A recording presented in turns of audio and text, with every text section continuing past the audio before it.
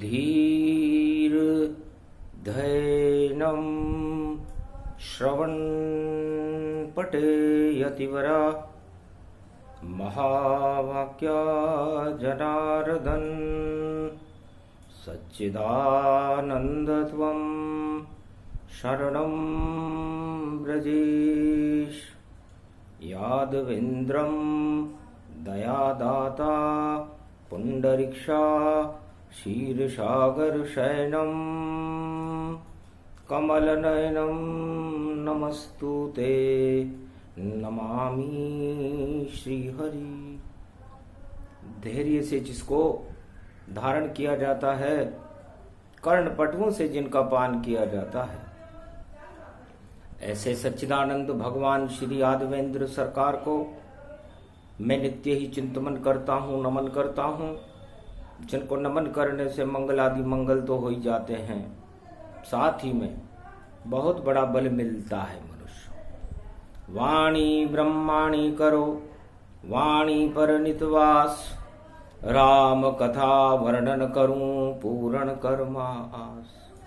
ये कुमारी का क्षेत्र है और जल गई ज्योति आज, और कृतिका का नक्षत्र है और राम कृति बन जात। कलयुग हटने अब वाला है और अब सतयुग प्रगटाएगा, और सदी 21वीं में कल की अवतार सारे विश्व में प्रकाश फैलाएगा। सारा विश्व ही बने स्वदेशी और नहीं विदेशी पाए, ऐसी शक्ति कल की अवतार में जो भारत में जन्माए। सियावर रामचंद्र शंकर हरिओम। है शंभु कैलाशपति त्रिपुरारी, जिनके तरंग मन में भारी, और कैलाश पर्वत पर बैठ के देखो कर रहे कल की जन्म की तैयारी। गुरुवार आषाढ़ में और शिव प्रदोष पड़ जाए, सारे दोष ही शिव जी हर ले और कल की अवतार प्रगटाए। भगवान शंकर उमा जी से कहते हैं, उमा जी वो घड़ी आ गई, शुभ घड़ी जिसका था सबको इंतजार। वह शुभ घड़ी प्रकट होने वाली और कलयुग की काली छाया है, और सूर्य ग्रहण पर दृष्टि डाली। तो खग्रास सूर्य ग्रहण 21 जून को, और कलयुग काली छाया हो और उनका काल आ जाएगा जो काले कर्म गति हो।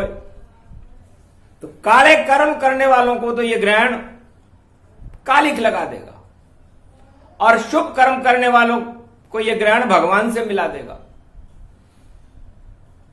तब उमा जी ने पूछा, महाराज ये आपको कैसे पता लगता है?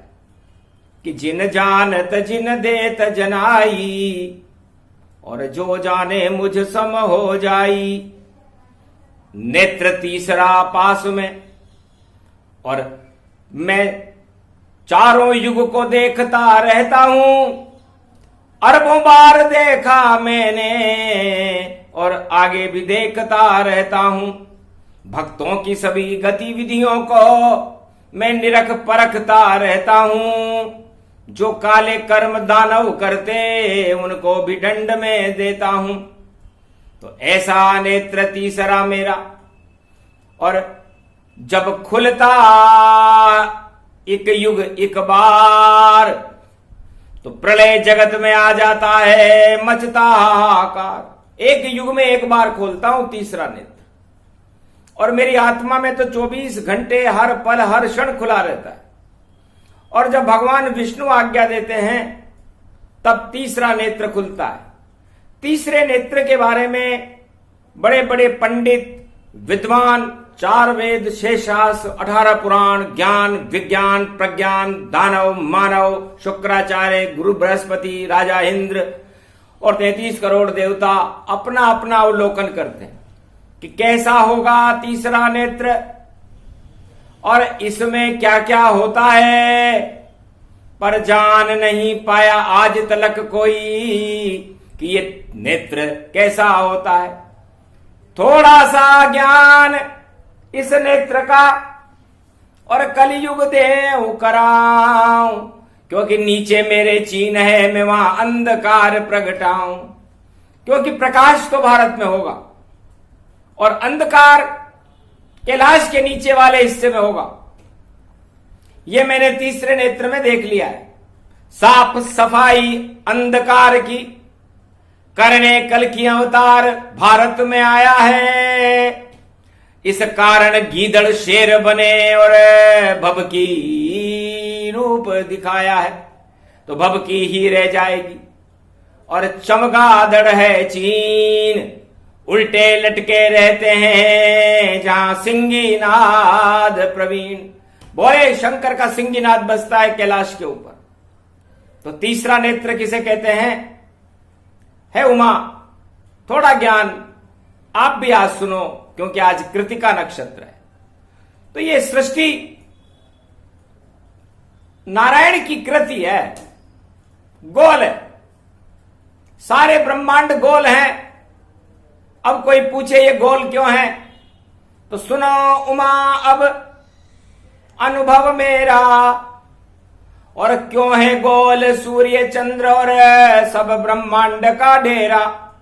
गो का मतलब गोदी से है और ल का मतलब गोदी में लेने वाले से। तो सारे त्रिलोक को अपनी गोद में जो लेता है वो परब्रह्म परमात्मा निराकार ज्योति स्वरूप नारायण है। इसलिए सारे ब्रह्मांड को नारायण ने गोल कर दिया। 7 लोक ऊपर इसके और 7 लोक ही नीचे हैं और मध्य के बीच में प्रसीय पृथ्वी। और देखो यहां सब रहते हैं। तो जीवन मृत्युलोक में है, मध्य में है। हमारे शरीर का मध्य हमारी नाभि होती है। तो नाभि का मतलब होता है धर्म और ज्ञान और भक्ति और वैराग्य। यदि चारों युगों में जब सृष्टि का जन्म होता है तो नाभि में 2 तरह के विचार आते हैं, एक दानवतावादी विचार और एक मानवतावादी विचार। तो मानवतावादी विचारधारा को देव विचारधारा कहते हैं और दानवतावादी विचारधारा को नष्ट करना पड़ता है। तो नाभि का मतलब, ना का मतलब नारायण से है और भी का मतलब भीतर है। तो जब संसार में चारों युग गुजरते हैं, इस समय कलयुग चल रहा है, जब देखी नाभि 5 अरब 50 करोड़ की, तो नारायण भीतर नहीं पाया और नाग घुसे इसके भीतर और काम क्रोध की है छाया। तो काम क्रोध मद लोभ चल रहा छल पाखंड, इस नारायण कल की अवतार आ गया भारत में देने सबको दंड। क्या करें जब सारा समुद्र ही खराब हो जाए, खारा हो जाए,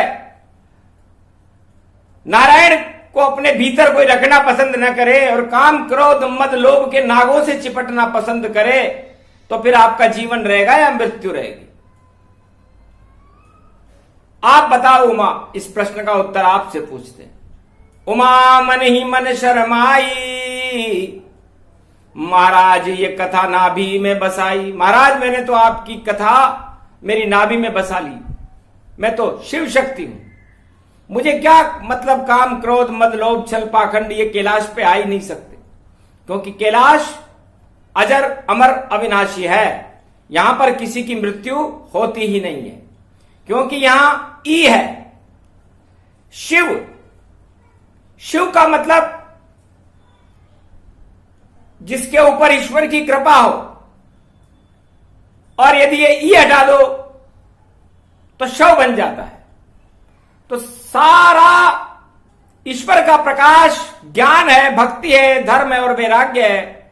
और यदि हम इस ई को हटा दें तो सारा मृत्युलोक शव है। तो कलयुग की दृष्टि जब देखी देखे शव अरबों हजार, शिव का तो यहां काम नहीं है, तो ये सृष्टि बंटा डार। तो इस सृष्टि को प्रलय करना पड़ता है। जब ऐसी सृष्टि हो जिसे बनाया ब्रह्मा ने हो, सजाया विष्णु ने हो और चलाया शिव ने हो, और वहां पर इतनी काम क्रोध मद लोभ की महामारियां फैल जाए, नारायण का नाम लेने वाला कोई न रहे, तो फिर उस सृष्टि का प्रलय शिव अपना तीसरा नेत्र खोल के करते हैं। तो हम तीन जगत गुरु हैं, ब्रह्मा विष्णु और महेश। हम में त्रिगुण शक्ति होती है, और एकादशवां रुद्र हम तीनों बना लेते हैं जब मेरा खुद मैं हनुमान के रूप में अपना एकादशवां रुद्र बनाता हूं, जिसे मंगल कहते हैं। तो है संसार के भक्तों और वैज्ञानिकों, मंगल ग्रह त्रिकोण होता है, तिकोना होता है, अग्निकोण उसको कहते हैं। तो तीसरा नेत्र भी तिकोना है। अब सोचो कि जाने कैसा कोण अब, और देखो जब खुल जाए तो दूर दूर तक वह कोना फिर प्रलय रूप हो जाए। तो मंगल में अग्नि होती है, अग्नि देवता का वास होता है मंगल में, दुर्वासा ऋषि की तपोस्थली है। और पृथ्वी मंगल के बहुत पास है।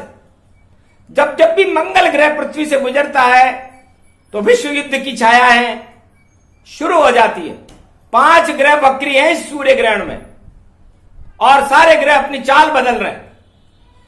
और मिथुन राशि में मृगशिरा और आद्रा नक्षत्र में यह ग्रहण है, तो ये प्रलय का संकेत दे रहा है। तो क्या 21वीं शताब्दी से पहले, कल के अवतार के आने से पहले हमें प्रलय का निर्णय लेना चाहिए? तो पूछा मैंने नारायण से जो 4 चतुर्भुज रूप। हम तीनों जगत गुरु तो नारायण के इशारे पर प्रलय करते हैं, और वो चतुर्भुज रूप है। तो तीनों जगत गुरु के बाद चौथा कौन है?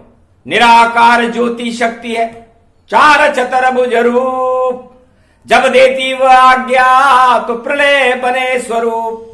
तो तीसरा नेत्र मंगल को जानो, सारे मंगल इसमें मानो। होय अमंगल जगत में सारे, तो प्रलय करे शिव शंकर धारे। खुलता है धीरे धीरे, देखो तीसरा नेत्र, और जितने भी अज्ञान है और प्रलय रूप सर्वत्र। अज्ञानता का प्रलय करते हैं भगवान, ज्ञान तो कभी प्रलय होता ही नहीं है। और जब अज्ञानता का प्रलय करना होता है तो वो पृथ्वी पर करते हैं, क्योंकि 7 लोग नीचे सुरक्षित रहते हैं और 7 लोग ऊपर सुरक्षित रहते हैं। प्रलय केवल पृथ्वी पर होती है। तो मंगल अग्नि फेंकता, सूरज अग्नि दिखाए, और जितने भी हिमखंड बर्फ के और पानी पानी हो जाए। तो पानी बनता जगत जब, वही प्रलय का रूप। सोच रहे हैं कलयुग में हम कर दे ऐसा स्वरूप।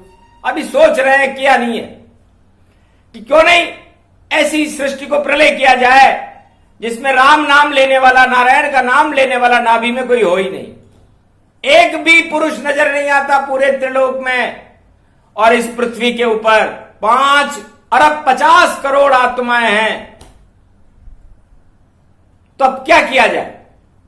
तब कहा कुंभ आने वाला और हरिद्वार चलना होगा, और हर की पेड़ी पर बैठेंगे अब, और ऋषिकेश का निर्णय लेना होगा।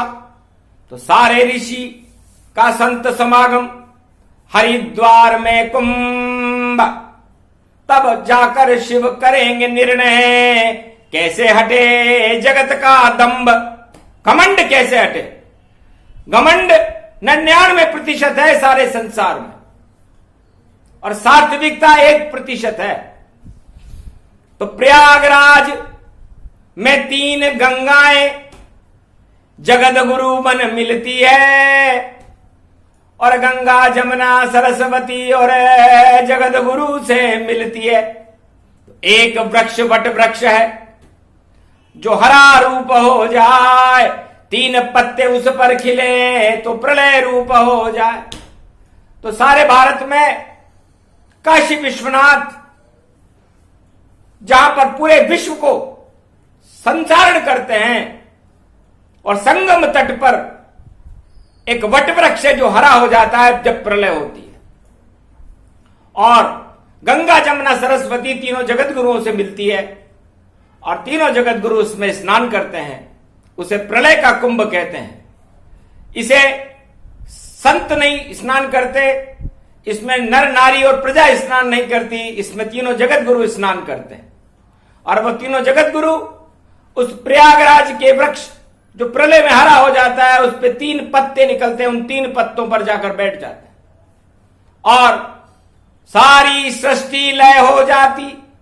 छल कपट पाप पाखंड, तीसरा नेत्र जब खुलता है तो मिलता सबको दंड, सियाभर रामचंद्र शंकर हरियो। तो सारे दोष अपने ऊपर और प्रदोष उन्हें बनाते हैं, और शिव भोले दे रहे ज्ञान उमा को, और कलयुग में इसे समझाते हैं। 4 वेद 6 शास्त्र और 18 पुराण, अरे नहीं कर सकते सारे मिलकर शिव का अनुसंधान, सियाभर रामचंद्र शंकर हरिओम। इस तरह 20 का अंक यहां और 2 के बाद फिर आया है, तो प्रलय दिखाई देता है, सब शून्य शून्य प्रकट आया है। तो कलियुग का अब होगा प्रलय, सतयुग हो प्रारंभ, और जितने छल कपट पाखंड हैं उन सबको मिलेगा दंड, सियाभर रामचंद्र शंकर हरिओम। तो खोलूं तीसरा नेत्र हमारा, और कपट रूप जल जाए सारा, और भारत बहे गंग जमन सरस्वती धारा, और वट का वृक्ष लगे हमें प्यारा। 3 पत्तों पर तीनों जगत गुरु, और नई सृष्टि रच जाए, और कल की अवतार को भारत में प्रगटाए, सियाभर रामचंद्र शंकर हरिओम। इस तरह नेत्र तीसरा मेरा जब जब जब जब जब खुलता है, तो जितने भी है पाप सब प्रयागराज में घुलता है। तो गंगा जमुना सरस्वती में पाप को देते घोल, और सत्य अजर अमर अविनाशी, और देखो शिव जय बोल। काशी विश्वनाथ का जयकारा लगता है, और सारे पाप गंगा जमुना सरस्वती प्रयागराज में घुल जाते हैं। तो जब जयकारा हो भोले का, ऐसे ब्रह्मा विष्णु लगाते हैं, और 4 चतुर्भुज नारायण को, और भारत के अंदर बुलाते हैं। तो वही समय वही घड़ी है, और पड़ा है देखो वह योग, और कृतिका नक्षत्र में पड़ गया शिव पर दोष। कृतिका नक्षत्र, इसके स्वामी सूर्य होते हैं, और सूर्य वंश का सितारा भारत में आ चुका है। तब प्रलय की वाणी आ रही है। तो प्रलय पापों का होता है, पुण्यों का नहीं। पुण्य तो वट का वृक्ष बने, और सारे संत की जटा बने, और उनकी रक्षा भगवान करे, और सब ईश्वर का रूप बने। तो सत्य सनातन हरि भजन जग में दुर्लभ दोय, जब जब होती प्रलय तो वट का वृक्ष बन जोय। वट का वृक्ष बन जाते हैं सारे संत, लिपट जाते हैं उससे, जैसे चंदन के वृक्ष से नाग लिपटते, और पाप का पता नहीं चलता। और ब्रह्मा विष्णु महेश उन 3 पत्तों के ऊपर धर्म की रक्षा करने के लिए भारत में प्रकट हो रहे हैं 21वीं शताब्दी आने से पहले। तो पहला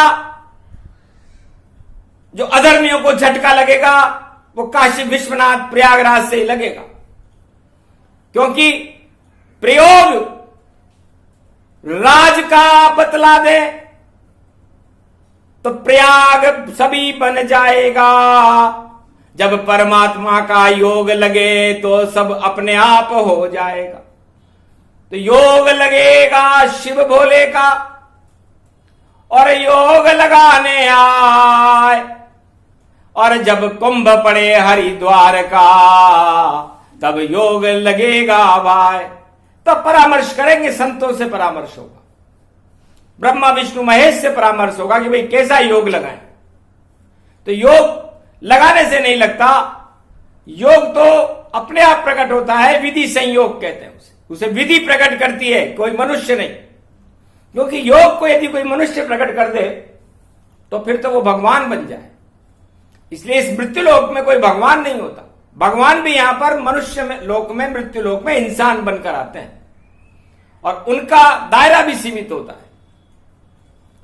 तो ये सब बातें ज्ञान की, इसलिए उमा सुनाई है कि हम तो त्रिकोण बने तीनों जो मंगल रूप दिखाई है।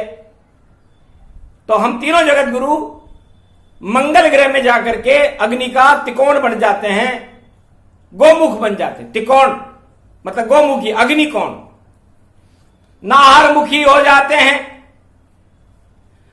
और अग्नि फिर प्रकट आए, और शेरा वाली भारत माता जो शेर पे बैठ के आए, लाल गोदी में खिलाती है, कल की अवतार बुलाती है। ऐसी शक्ति भारत माता मेरे मन को भाती है।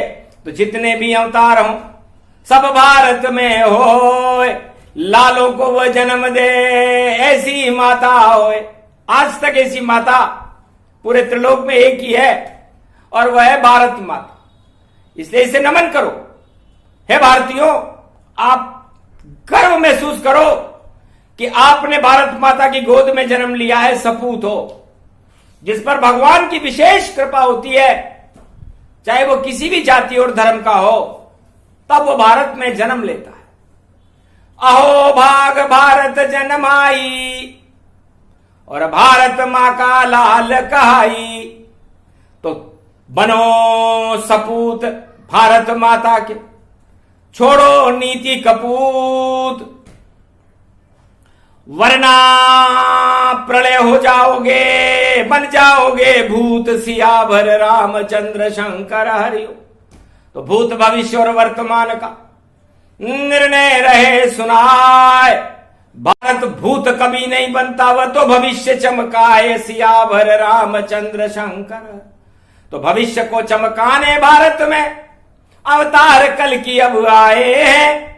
रोजाना उनकी वाणी होती, और ये भारत को स्वर्ग बनाएंगे। तो ऐसे बनेगा स्वर्ग भारत का, पर पहले पाप प्रलय कर होए। पाप प्रलय पहले करें, फिर प्रगटे कल की जो है। तो पहले पापों का प्रलय करें। तो आज से कृतिका नक्षत्र गुरुवार तीनों जगत गुरु सारे भारतवासियों को प्रेरणा देते हैं कि आप लोग सब स्वदेशी आचरण अपनाओ। स्वदेशी आचरण का मतलब होता है गीता, रामायण, 4 वेद, शेषशास्त्र और गुरुकुल की जो परंपरा थी, वह हमारी नाभि में भगवान को प्रकट करने की हमें शक्ति बताती थी। उस शक्ति को तो हम भूल गए, और दानवतावादी पाश्चात्य सभ्यता के कुचक्र में फंस करके हमने काम, क्रोध, मद, लोभ, छल, पाखंड को गले लगा लिया। इसलिए कल के अवतार संपूर्ण विश्व को ही स्वदेशी बना देंगे। न रहेगा बांस, न बजेगी बांसुरी, ताकि ये निर्णय न करना पड़े कि विदेशी कौन। सारे विदेशी शरण में कल की अवतार की आएंगे, और सब भारत के लाल बने, सब स्वदेशी कहलाएंगे।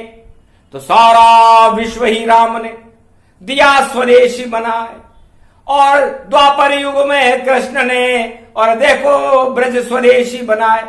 तो कल युग में कल की अवतार भी सारे विश्व को स्वदेशी बनाए। ऐसी शक्ति है कल की अवतार की, जिसे समझ न कोई पाए। भारत के प्रजा और राजा और पूरे विश्व के सम्राट उनकी नीतियों को तो समझ ही नहीं सकेंगे। ये कह क्या रहे? स्वदेशी। स्वदेशी का मतलब किसी सामान से नहीं है, स्वदेशी का मतलब किसी शरीर से नहीं है, स्व का मतलब आत्मा से है।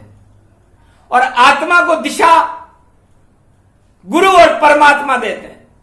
तो आप अपनी इस आत्मा को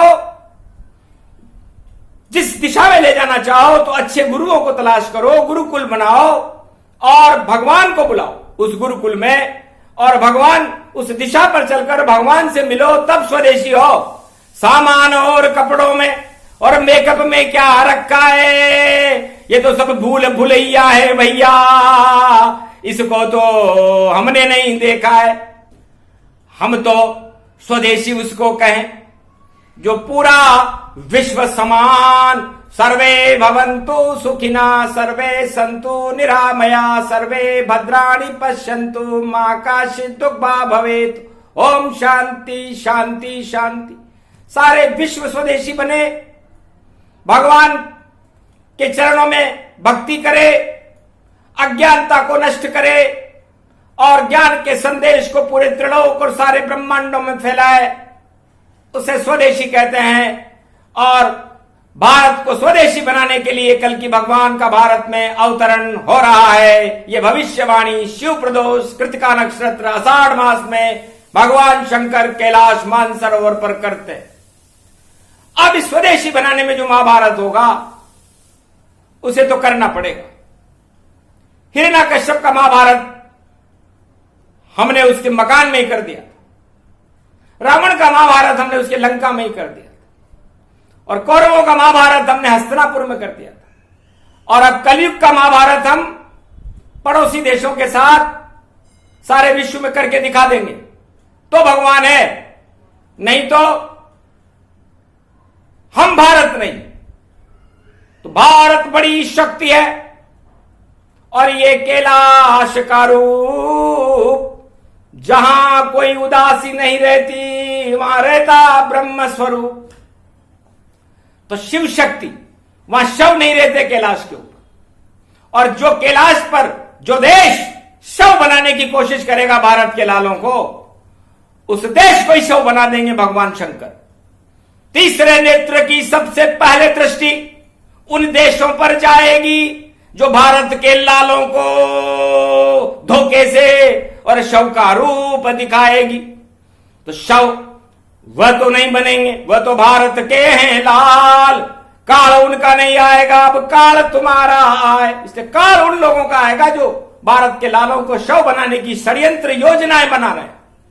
तो आज से ही शुरू हो गया उन देशों का काल जो शव बनाएंगे भारत की सेना को, सारे भारत के लाल।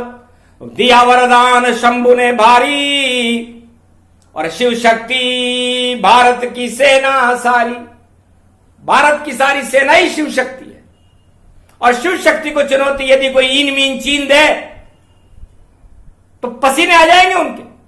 इसलिए प्रलय होगा उनका जो देंगे चुनौती भारत को, वह सब गारत हो जाएंगे और लात उन्हें अब मारत हो। तो शिव जी की जब पड़े लात, और लात ब्रह्मा विष्णु महेश उन्हीं देशों में छा जाएंगे। देखो कोटि कलेश।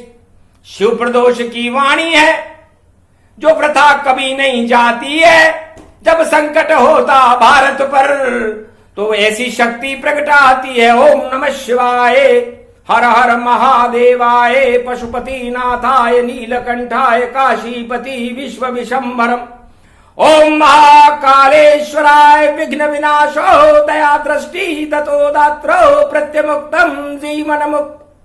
नमः शिव हर हर महादेव, नतमस्तके नमामयम्। ओम नमः शिवाय रुद्र रुद्राय, एकादश रुद्राय, गगगम नीलकंठ, अगगम महाचुंड मुंडाय, चमुंड त्रिपुंड तिलकम महाचतुरो, चतुर्मुखारविंदम, चतुराननो महानम, नमस्तुते नमः शिवाय। मारकंड्य पढ़ने लगे, विजय मंत्र तन पाय, विजय हो गई भारत की और चीन सभी नश जाए। तो बेचैन चीन होगा अब देखो, और क्या युद्ध भारत से कर पाएगा।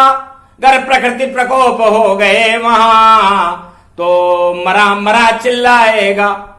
तो वही समय अब आ गया, देखो ग्रहण के साथ सदी 21वीं में तो भारत में उदय कल की अवतार, इसलिए कल के अवतार का सवेरा होगा और दानव शक्तियों का नाश होगा।